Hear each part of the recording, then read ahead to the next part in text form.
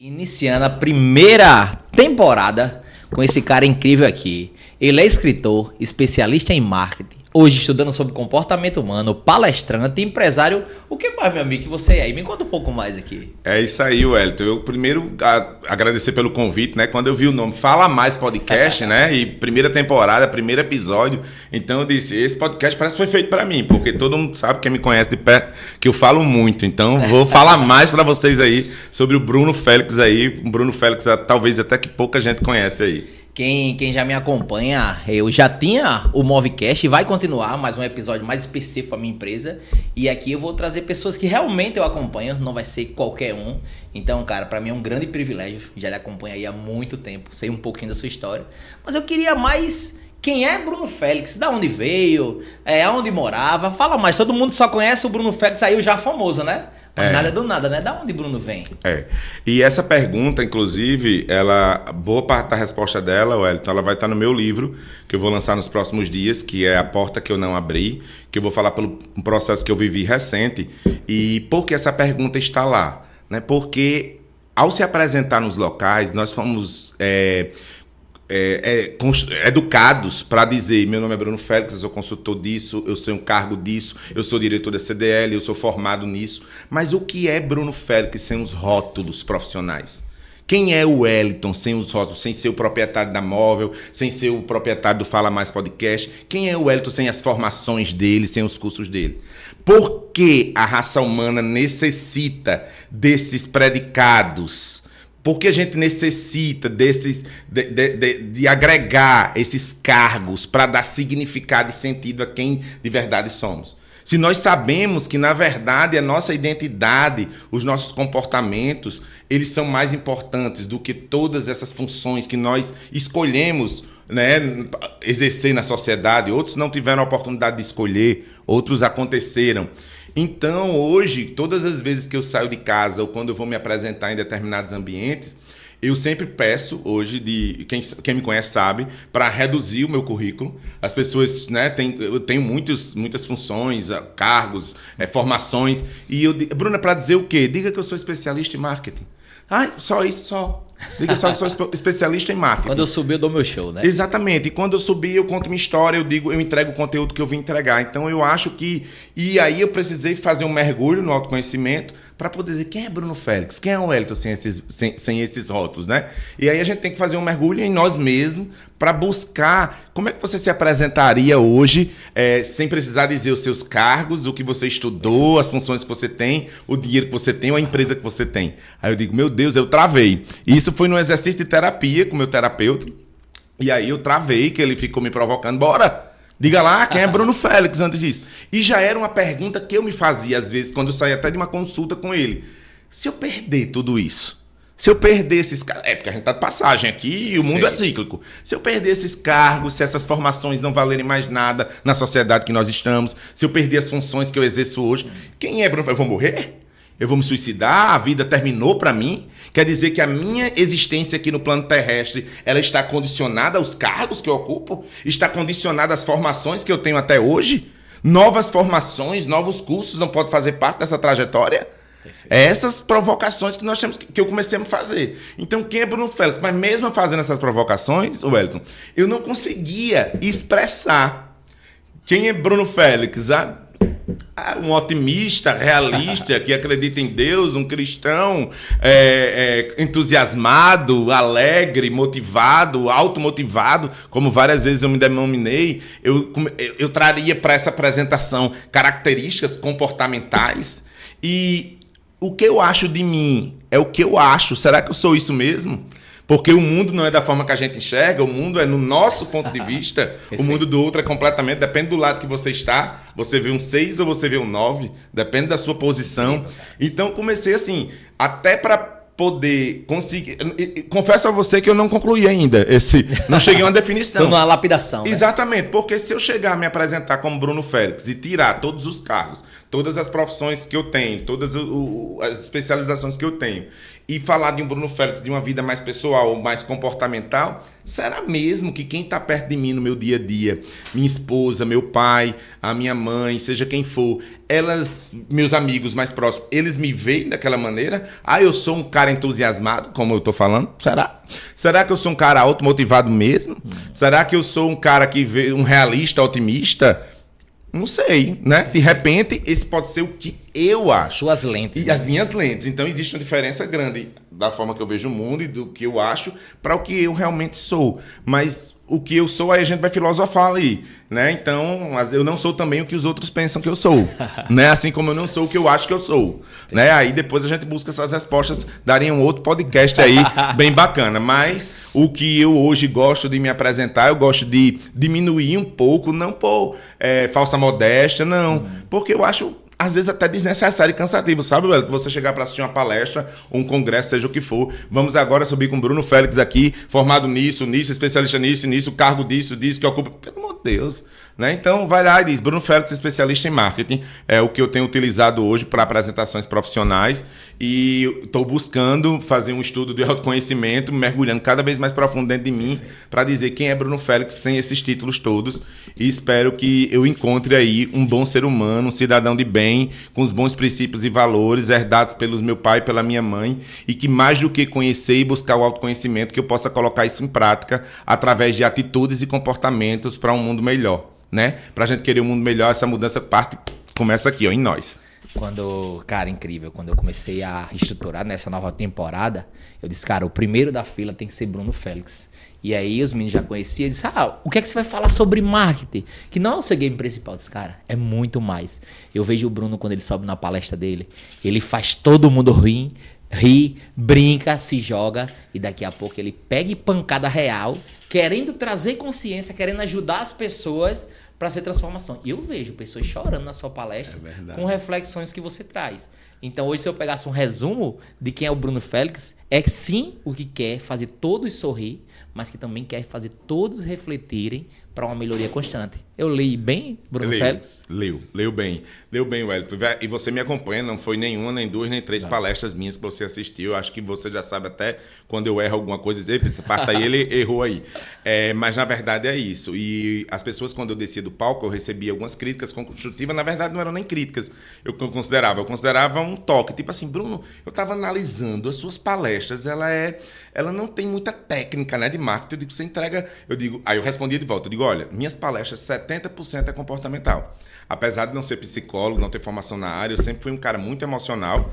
A raça humana, ela é emocional por natureza, né? Nós somos seres instintivos. O nosso cérebro ainda é primitivo. Mais de 90% das ações ainda é primitivo. Nós, dentro de uma evolução da neurociência e cerebral, é um cérebro primitivo ainda, em larga expansão e crescimento de possibilidades. E aí, 70% é comportamental das minhas palestras, como você bem leu, perfeito. E 30% dela é técnica. E aí você vai me perguntar, mas Bruno, as pessoas que pagaram por alguma palestra sua e que tinha lá o título, a estratégia de marketing tal, eu acho que eu não deixo de entregar alguma coisa pontual sobre aquilo que dizia o título da palestra, mas a raça humana hoje, o recorte que a gente tem da humanidade, eu não estou falando de Brasil, eu não estou falando de Natal, Rio Grande do Norte, eu estou falando do globo terrestre. De maneira geral, né, os estudos mostram isso, nós vivemos uma grande crise de saúde mental, onde os especialistas falam que 2025 agora é o ano da depressão e do suicídio, por exemplo.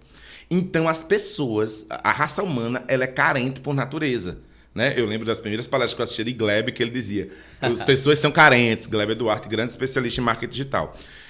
E as pessoas são carentes de verdade. Então, quando eu subo no palco, como você disse, que eu faço uma viagem, começo ali com um pouco de comédia, que faço as pessoas rir, ao mesmo tempo tento elevar, você trouxe a palavra que eu adoro, a expressão, elevar o nível de consciência.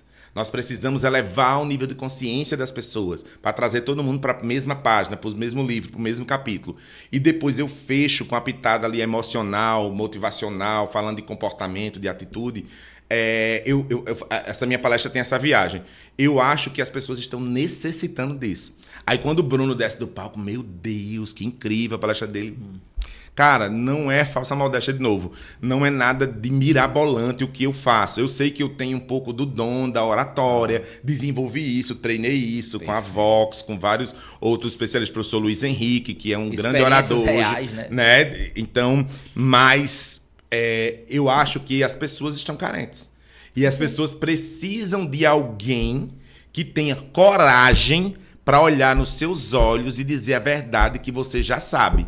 Por isso que eu falo que terapia é vida, que façam terapia. Eu recebi várias mensagens nesses últimos meses das pessoas dizendo que fazem terapia por minha causa, provocadas em minhas palestras, porque nós precisamos nos autoconhecer. Nós precisamos fazer esse exercício, né, de ter humildade suficiente para reconhecer que se temos um duelo com alguém nesse mundo, somos com quem? Com nós mesmos.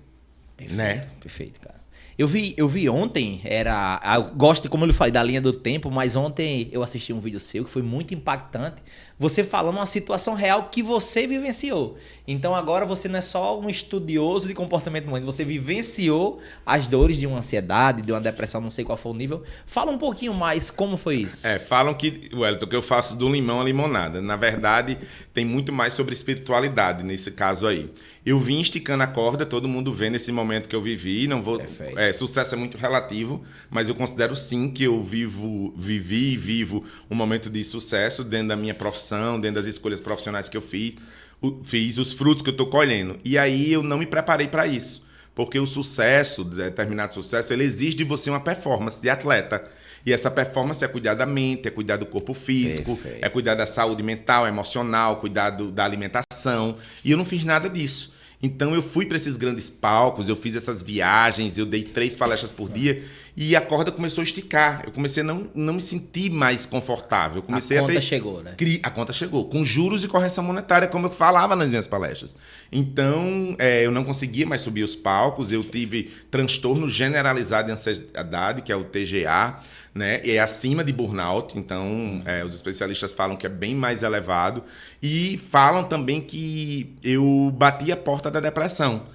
Foi um início de um processo depressivo. Dizem que eu apertei a campainha, que eu bati na porta, eu não cheguei a abrir. E aquela dor e aquela angústia que eu sentia, dor da alma, que as pessoas falavam, é tão grande que eu disse, como é que pode ela ser tão grande e eu só ter batido a porta?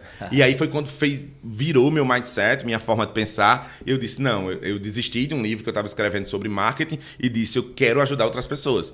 Eu preciso ajudar outras pessoas porque ainda existe muito preconceito. O Wellington, quando eu falava que fazia terapia, uma vez eu falei na rádio, ao vivo, né, que eu fiz parte da rádio, tem um programa na rádio com o Sêmio lá, um quadro, Marketing Raiz, e quando eu falei sobre depressão, sobre suicídio em Setembro Amarelo, que era para ser o ano todo amarelo, e disse que fazia terapia, minha gente, as pessoas assim, muita gente com preconceito, sim, você, Bruno, tão inteligente, tão forte, tão comunicativo, tão alegre, tão feliz. Você precisa de terapia, você precisa. Terapia é vida. E há 10 anos eu faço tudo. Aí outras pessoas me perguntaram, Bruno, você teve um transtorno generalizado de ansiedade fazendo terapia? Foi. Eu digo, imagino que teria sido se não fosse com a terapia. Porque faço o que eu digo, mas não faço o que eu faço. Tinha muita coisa que o terapeuta orientava e que eu não cumpria. Perfeito. Entendeu? E que eu não cumpria. Muita coisa que ele me conduzia ali para o caminho correto, mais adequado, diante da vida, das escolhas que eu estava fazendo,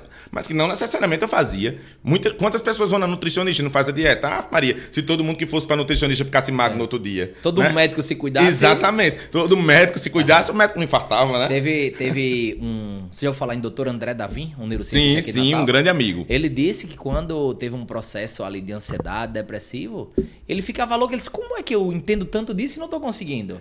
Mas quando a gente está doente, qualquer pessoa pode passar por isso. Exatamente. Né? E aí, quando eu sei disso, né? Que a gente lê, a gente pesquisa, a gente estuda, que existe um grande preconceito da raça humana referente a esse tema, eu digo, peraí, ninguém mais do que eu pode ter essa missão de levar para pelo menos atingir os que estão próximos. Seja meus seguidores, seja as pessoas que me acompanham como você, seja meus familiares, amigos. E aí, quando lançamos, né, esse vídeo aí, esse primeiro vídeo de uma série de vídeos que vai sair aí, eu contando, detalhando mais como foi viver esse processo de autoconhecimento, de dor, de sofrimento, de perda, de renúncia, de disciplina. E que a gente não fica curado, né, Wellington? A gente é um processo. Perfeito. Ele é longo. Os resultados, eles são a longo prazo. Então, eu não posso chegar aqui para você e dizer hoje que eu estou 100% curado. Perfeito. Posso ser você que hoje e nos últimos dias eu tenho acordado muito bem, que eu me sinto muito bem, que eu consegui realmente ser resgatado com a ajuda de medicamentos, com a ajuda de terapias, com a ajuda da espiritualidade. Porque no livro eu não falo sobre religião. Eu falo sobre espiritualidade, que é esse pilar tão importante da raça humana, que é a vida afetiva, a vida amorosa, a vida familiar, o trabalho, a vida profissional. Nós temos várias bolinhas e é um malabares ali. Aí de vez em quando a gente deixa uma bolinha dessa cair, mas pode ser tarde demais, dependendo da importância que essa bolinha tem. Então, se essa bolinha caiu distante demais, não vai dar para eu pegar essa bolinha e manter as outras aqui no ar. Quando eu for me distanciar para pegar aquela bolinha que caiu, todas as outras desmoronam junto com ela. Tem uma metáfora que eu gosto muito, exatamente das bolinhas, que algumas bolinhas elas são de borracha. Profissional ela é de borracha, financeira de borracha. Mesmo ela caindo, você talvez consiga resgatar. Mas tem bolinhas como a saúde, a família é de vidro. Se ela sofrer uma queda grande, talvez eu não consiga mais recuperar. Trinque de um jeito, eu quebre, que fique sem reparo ali. Então é essa reflexão que nós temos que fazer. E hoje, nesse tema aí da sua pergunta, voltando para ela, nós temos muito preconceito. Longe de mim achar que eu vou revolucionar o mundo, o Brasil ou o Rio Grande do Norte sobre esse tema. Mas a minha intenção também não é essa. A minha intenção é um alerta, pelo menos, para aquelas dezenas ou centenas de pessoas que estão próximo de mim. E eu acho que isso eu já comecei a fazer. Com o resultado desse primeiro episódio da série, detalhando um pouco do que eu passei, e não deixa de ser uma exposição. Mas quem conhece o Bruno Félix em sua profundidade sabe, se tem uma coisa que eu não abro mão é dessa autenticidade. Perfeito. Que a ética virou o novo capital social no mundo que nós estamos. Eu falo até em algumas palestras minhas. Você ser honesto, você ser verdadeiro, você ser transparente, isso virou um grande ativo. E eu estava perdendo um pouco disso, Wellington. Nesse processo todo de deslumbramento, dando os sims e os nãos para mim, eu me perdi um pouco. E nunca é tarde para você olhar para o espelho e se reconhecer, e buscar se reconhecer. Então eu não estava me reconhecendo. Eu disse, que Bruno é esse que eu estou montando? Que Bruno é este que está se formando na minha face? Esse não é o Bruno que eu sonhei. Se o sucesso é isso, eu quero descer. Que massa, cara. Eu já, como você relatou aqui, eu já participei de muitas palestras suas, né? E teve uma que trouxe uma reflexão muito forte, várias, né? Mas uma que trouxe reflexão muito forte. Quando eu comecei a fazer algumas palestras, você falou lá, gente, cuidado que palestra ela é muito boa. Mas você não pode gastar muita energia na palestra porque tem muitas pessoas esquecendo das suas empresas. Isso. Me fala mais um pouco sobre esse seu raciocínio. E aí, naquele dia, trouxe uma reflexão para mim. Tá? Será que eu estou fazendo mais palestra do que cuidando da minha empresa? Isso. E aí, eu ainda estou nessa dúvida. Qual é essa bolinha? Onde é que está sendo as palestras por ego? Ou realmente por posicionamento, por crescimento? Como identificar isso? Excelente pergunta, Wellington. Muito boa mesmo. Eu vou trazer essa resposta em 2 pontos. Vou dividir ela em 2 pontos. O primeiro ponto é referente àquele empresário que se torna estudante. Aquele empresário que ele, não por vaidade, mas por busca mesmo de conhecimento, ele começa a se matricular em todos os cursos até repetitivos, que eu vejo muitos, seja aqui, seja em São Paulo, seja em outra capital, e começa a investir mesmo na sua formação. Às vezes esse empresário ele nem teve uma formação na área de gestão e está buscando isso, nunca é tarde, né, para você estudar. E isso aí eu vejo de maneira positiva até certo ponto. Tem que ter cuidado porque aquilo que eu faço a crítica é que muitas vezes ele é para estar sendo acompanhado do seu gerente, do seu supervisor, da sua equipe. Porque não adianta só sua mente evoluir se a sua equipe não evoluir junto, né? Então, sua equipe tem que evoluir junto no mesmo ritmo. Então, quando você não, de tanto você estar matriculado, de tanto você estudar, de tanto você estar em sala de aula ainda, não sobra nem tempo para você aplicar. Porque a gente sabe o quanto desafiador hoje é você implantar uma mudança de estratégia de cultura organizacional numa empresa. Né? Mudar a forma que a empresa trabalha, fazer alterações, trazer gente nova, crescer dói. Crescer dói. Então, existe esse viés aí. Então, seria o primeiro pilar aí dessa sua resposta. Cuidado para você não ir buscar o conhecimento sozinho e virar um estudante profissional e não dá tempo nem de aplicar. Fica aquele cara que lê muito, né? Que estuda muito, que está em todos os cursos tudinho. Quando a gente olha para a empresa dele, não tem nada daquilo, né? É o contrário daquilo, porque não só por culpa dele, ele tem responsabilidade nisso, mas porque ele não entendeu que para aquilo acontecer precisa levar a equipe. E existe um outro movimento que nós estamos vendo crescer muito nos últimos tempos. E esse movimento é também muito preocupante, né?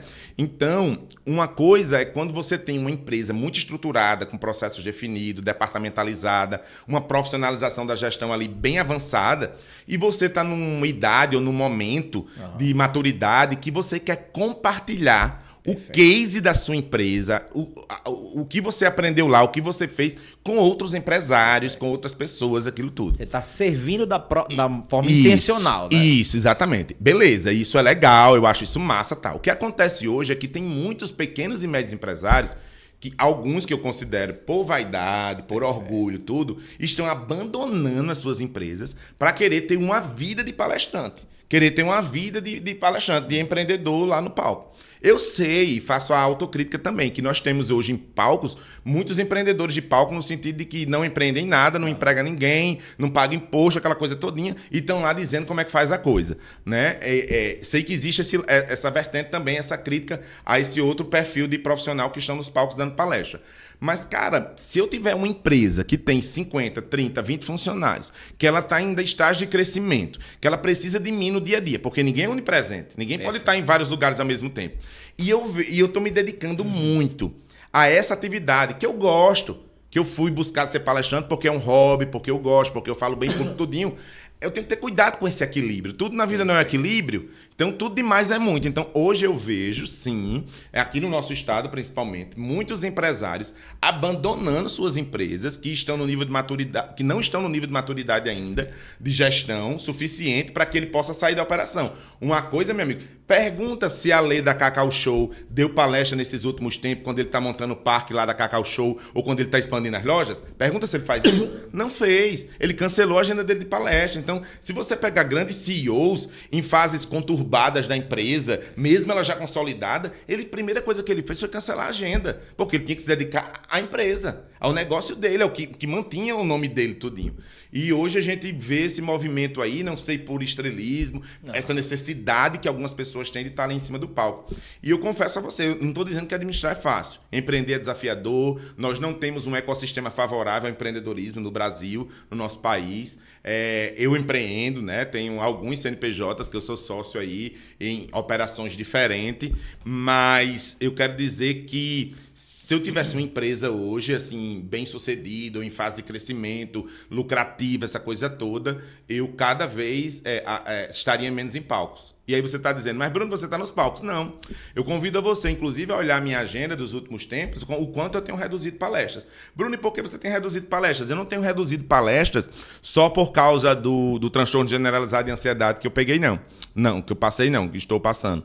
Eu estou reduzindo palestras porque muitas dessas operações que eu estou sócio, elas estão demandando muito de mim. E são empresas muito lucrativas, entendeu? E aí elas precisam da minha atenção. E são empresas que têm vocação de eternidade. Empresas que podem me dar muito mais do que dão hoje. Agora vai precisar da minha energia. E aí eu não posso estar com a minha energia desfocada para ganhar um cachê pontual, né, para subir em determinado palco de uma outra empresa ou de um outro evento. Então eu tenho selecionado esses eventos, né, tenho aumentado o valor do cachê, do posicionamento disso, e tenho me dedicado mais às minhas empresas. E meus sócios que estão me ouvindo agora, por exemplo, e minha família sabe disso. Então boa parte das horas de Bruno Félix hoje, ela é dedicada às minhas empresas. Incrível, cara. Validando tudo que você tá falando, acho que isso foi em 2023. Eu liguei para Pablo Loucos por Coxinha. Ele me convidou para fazer parte da Fierne Jovem. Hoje eu sou abaixo dele lá na Fierne Jovem. E aí eu perguntando ele algumas dicas como contratar um cargo de gerência mais forte. E aí ele me deu várias dicas. Aí no final ele disse, Wellington, Parabéns pelo que você está fazendo, as mesas que você está sentando, como você está se posicionando. Aí meu ego ficou, né? Pablo me elogiando. Aí no final ele me perguntou assim, verdadeiramente, o quanto você está levando sua equipe para esses ambientes de crescimento? Cara, aquilo foi uma pancada porque eu estava exatamente o que você está falando. Estudando pelo Brasil inteiro, correndo e não levando a minha equipe.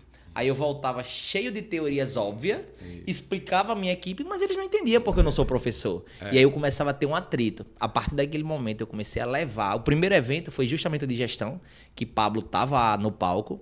E aí, naquele momento, a minha Juliana da RH, ela percebe ali que o sonho dela era ser gerente de RH. Um evento que eu levo, agora eu sei que livro dá para ela, onde mandar ela, que treinamento pagar ela, por uma dica de uma ligação de Pablo. Como provocar, mudar o comportamento dela, Perfeito. né? Intervir, motivar aquela pessoa, né? A gente tem que conhecer. Pablo é um querido, né? Pablo, nós somos amigos há algum tempo já. É uma pessoa que, mesmo com todo o crescimento dele, ele não perdeu a humildade dele. Sempre falar em Pablo eu me emociono, porque eu gosto muito dele. Eu gosto de verdade, eu tenho um sentimento muito grande por ele, pela pessoa que ele é. Eu acho que Pablo é um empresário jovem como nós, que inspira muita gente. Então, quando a gente inspira muita gente, a gente tem uma responsabilidade grande.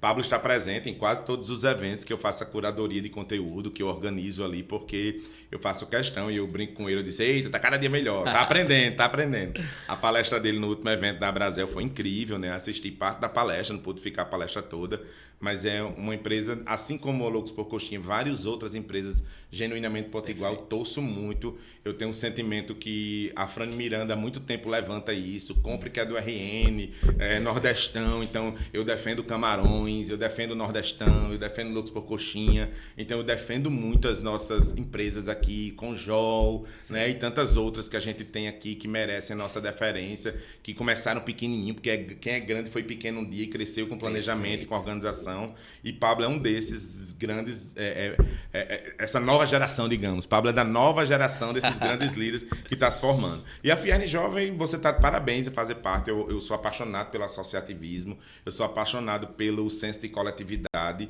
Acho que juntos nós somos mais fortes. Então, desde pequeno, eu sempre, de jovem, sempre fui líder de sala, sempre fui de comissão de formatura. Isso sempre me acompanhou desde muito cedo, porque eu sempre entendi que a gente tem uma missão de contribuir com o outro, né? Djalminha está à frente lá, Perfeito. junto com Débora também, Sayonara, que já fez parte da nossa CDL Natal, a qual eu estou diretor de comunicação e marketing.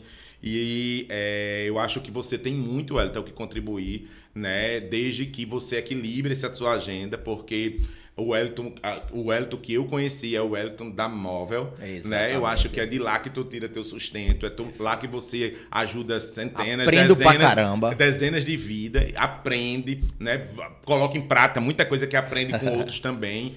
Então, não esquece disso, só busca o equilíbrio nisso. Eu acho que você tem muito a contribuir, não só com o sistema Fierne, mas com a classe empresarial do Rio Grande do Norte, mas sempre com essa humildade de saber que, peraí, que em primeiro lugar é minha empresa, daqui essas vidas precisam de mim, Perfeito. A minha família precisa disso aqui, então se eu tiver que escolher aqui, primeiro a empresa, depois esses outros compromissos que são importantes. E é uma regra que a gente tem, inclusive, que é uma regra de ouro lá na CDL, né? Que é um cargo voluntário, a gente paga para estar lá. Eu pago lá a mensalidade, igual qualquer outro associado. Então, primeiro é um trabalho voluntário. Então, primeiro os nossos negócios. E depois eu tiro o tempinho ali, mas que é gratificante e que é enriquecedor esse tempo para a coletividade. Eu costumo dizer, inclusive, que no Brasil nós temos nós somos um país muito emotivo, nós somos carinhosos, nós somos atenciosos. O estrangeiro, quando vem, ele percebe isso, relata isso. Mas existe uma diferença do brasileiro carinhoso, emotivo, atencioso, do senso de coletividade. Os europeus, por exemplo, eles são frios na parte emocional, mas eles têm um senso de coletividade mais apurado do que a gente. E a gente sabe disso tanto que, se você olhar para o sul e sudeste do Brasil, nós temos uma cultura do associativismo muito mais forte do que no norte e nordeste do país, por exemplo. E por quê? De onde veio essa cultura do associativismo mais forte? Veio da colonização. da colonização alemã, da colonização europeia, que nós tivemos lá no Sul e Sudeste. Então, lá nós temos várias associações, o cooperativismo, ele é gigantesco. Ele está crescendo muito, o cooperativismo, graças a Deus, porque eu acredito muito no cooperativismo bem feito. Um cooperativismo feito como é para ser, né? Porque existe muito cooperativismo fake por aí, com a bandeira de cooperativismo. Só para tirar os benefícios. Exatamente, e que a legislação está caçando aí essas pessoas aí, essas instituições. Então, eu acho que nós, brasileiros, nordestinos que sejam, precisamos evoluir mais esse senso de coletividade. E ter empresários como você, do seu nível, da sua empresa, que tira um pouquinho do seu tempo para poder contribuir com a nossa causa, que é da economia, que é do emprego, que é da geração de renda, que é desse movimento todo que faz a máquina girar, acontecer, a economia acontecer, porque nós, amo e odeio, nós estamos num cenário de um mundo capitalista, nós precisamos da economia, nós precisamos do lucro, nós precisamos... E hoje, infelizmente, ainda a gente também vai levar muitos anos para mudar essa concepção. O empresário, ele é visto ainda como escravagista. Cultural, né? É cultural, isso evoluiu muito pouco. É hipocrisia dizer que isso mudou, que as pessoas veem diferente. Não, é só você conversar com determinados níveis de escolaridade ou com algumas pessoas que têm essa visão equivocada do empresário. Ou generalizando a atitude pontual e o comportamento de uma empresa ou de uma marca ou de um empresário. E o empresário que paga imposto, o empresário que contribui com a sociedade, esse empresário, ele faz a diferença no mundo que nós estamos. Esse empresário, ele tem feito a diferença. E eu acredito que a gente precisa, sim, através da Fierne Jovem, da CDL Jovem, renovar essa turma nova que está chegando aí, para que a gente tenha também inovação, tecnologia e uma forma de pensar diferente, né? Porque eu acho que a gente pode aprender muito com as pessoas que têm mais experiências, mas essa oxigenação de um consultar o outro, acho que é uma sinergia boa, uma troca boa. Até me pergunto, Bruno, o futuro é intergeracional, né? Então, hoje, meu pai tem 68 anos e ele trabalha todos os dias, e é CLT, carteira assinada, uma empresa veio contratar ele. Bruno, e ele faz o quê? Ele faz projetos de irrigação, e ele foi ensinar engenheiros agrônomos novos que saíram, a formação não foi suficiente para capacitá-los. Não estou criticando aqui a universidade deles, mas a gente sabe que ainda existe uma diferença gigantesca entre a universidade e o mercado de trabalho. Perfeito. E aí meu pai hoje, com 68 anos, voltou para o mercado de trabalho para ensinar a esses dois engenheiros agrônomos mais jovens como se faz um projeto, e meu pai está sentindo o paizão deles dois, ensinando aquela coisa toda. Então, o mundo muda o tempo todo, a roda gira.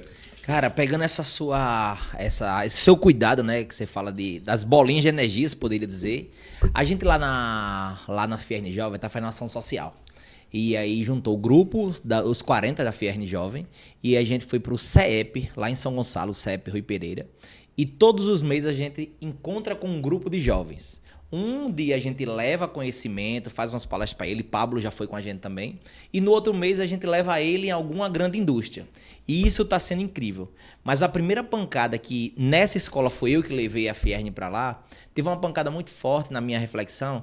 Eu estou nas mesas dos empresários e todos dizendo que não tem mão de obra, que está difícil demais e não sabe o que é que vai ser essa geração.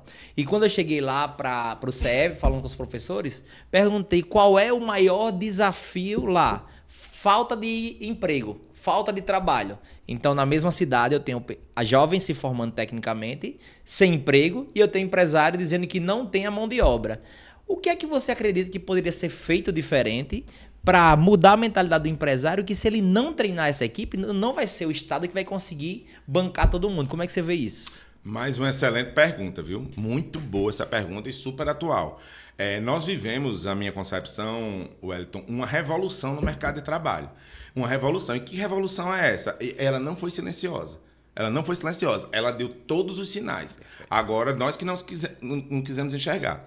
Primeiro, vamos partir do ponto que a maioria da geração Y, da geração Z, eles não conhecem sobre o comportamento que motiva essas novas gerações. A geração Z está falando agora na geração Zalfa, que é uma mistura de Z com Alfa. Se fala até na geração T, que nós todos somos da geração T, que é a geração transformação, nunca se viveu uma transformação tão rápida.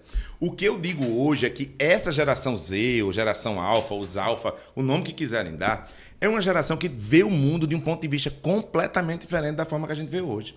E ao invés de criticar, que a nossa geração e a geração anterior à nossa, ela critica esse comportamento, eu não estou dizendo que eles são perfeitos. Eles têm defeitos também, têm pontos fracos. Mas ao invés de criticar, devia conhecer, ouvir, para poder chegar a um denominador comum.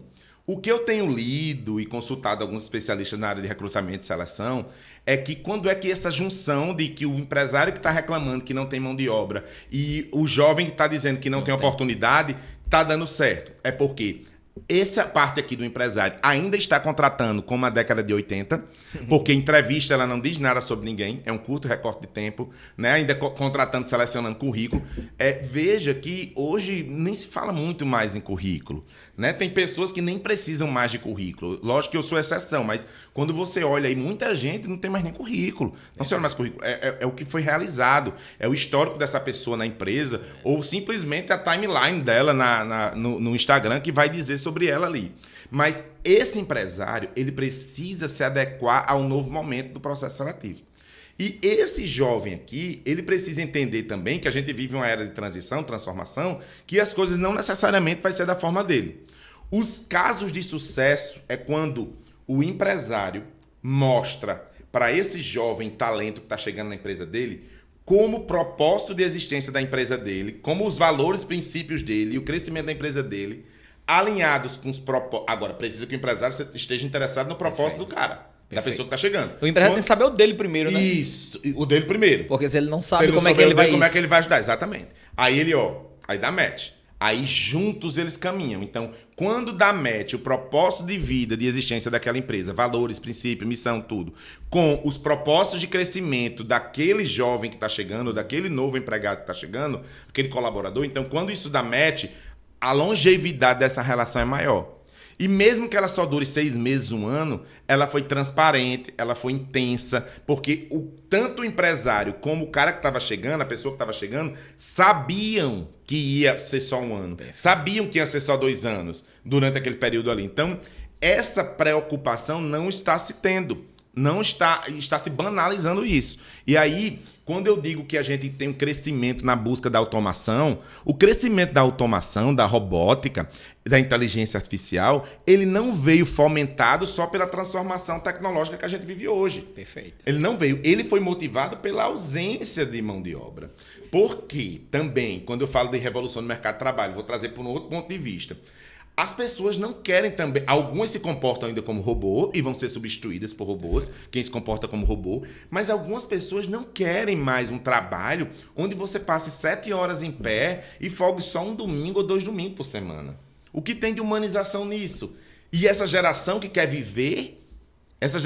Então, eu digo muito quem quiser aprender sobre isso, assista Emily em Paris, uma série Netflix, que mostra a cultura europeia versus a cultura americana. E ao assistir essa série, você vai perceber o quanto nós, brasileiros, somos completamente influenciados pela cultura consumista, fast food, obesidade, tudo da cultura americana, né? Frente à cultura europeia. Então, se a gente não prestar atenção que essa automação ela foi como é que eu posso dizer, catalisada, acelerada por essa busca pela ausência de profissionais, de mão de obra, se a gente não entender isso, a gente vai se dar mal. Bruno, seja mais claro, vamos ser mais claro. Olhe para os Estados Unidos. Há quanto tempo os Estados Unidos já vive o autosserviço? Não existe balcão, não existe ninguém para servir o café, não existe ninguém para recolher o seu lixo da mesa. Nos Estados Unidos, poucos lugares ainda colhem o papel higiênico. Como é que pode, como diz Gil Giardelli, a gente tem uma raça humana ainda que recolhe papel usado no banheiro de outro ser humano? Isso é para máquina fazer, isso é para um robô fazer, né? Como é que pode a pessoa ainda trabalhar tantas horas em pé ali, 7 horas em pé de domingo a domingo? Então, é preciso que a gente reflita um pouco sobre isso. Isso já tem chegado ao Brasil, chega um pouco mais lento, e ao Nordeste brasileiro ainda mais lento, mas nós já temos vários cases em nossa cidade de automação, de autosserviço. O Caixa do Nordestão. O Caixa do Nordestão de autosserviço. Você chega em determinadas padarias, não tem mais o balcão, você que serve o próprio pão. Você chega em determinadas padarias, é você que coloca o seu café, coloca na bandeja e vai até a sua mesa.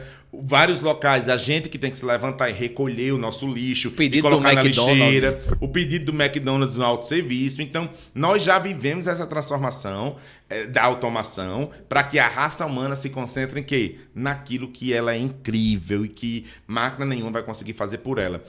Na criatividade, né? No esforço mental, que é um músculo, como diz Leandro Carnal.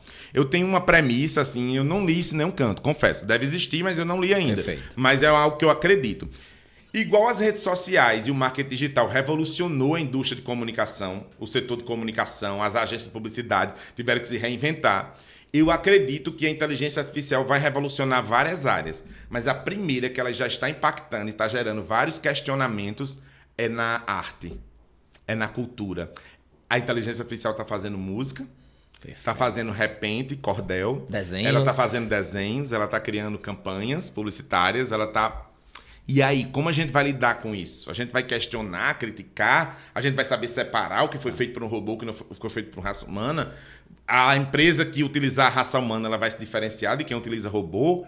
São algumas respostas que a gente não tem ainda, entendeu? Então, a gente precisa só acompanhar. O empresário que não olhar para isso, hoje ele que está sendo entrevistado pelo como é que o entrevistado, né? Quando chega quando o candidato chega exatamente, no processo seletivo da entrevista. Ele está sendo entrevistado. Exatamente. Incrível, há mais ou menos 2 anos eu tenho uma arquiteta, ela é incrível, Raquel. Hoje ela aparece mais do que eu na rede social da Móvel. E aí, quando ela chegou, eu tava procurando uma pessoa mais técnica. E ela fez, o meu perfil é mais comercial. Qual é o seu principal objetivo vindo pra Móvel? Ela fez, eu gosto do posicionamento de vocês e eu quero ser mais relevante na rede social. E eu vi o currículo técnico dela muito bom, ela falava super bem. E aí eu entreguei o que ela queria. Cara, automaticamente ela me entregou o que eu precisava.